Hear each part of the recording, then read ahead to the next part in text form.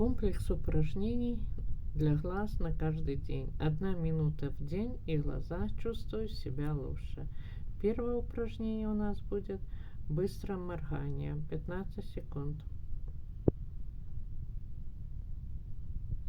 Второе упражнение — взгляд вдаль. Берем близко, далеко, близко, далеко, близко, далеко. И так 15 секунд. Третье упражнение у нас восьмерки.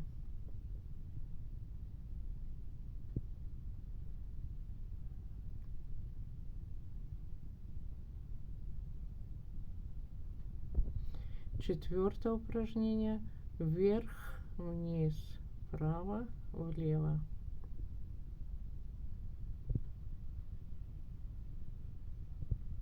И пятое упражнение — сильное зажмуривание, 5 раз.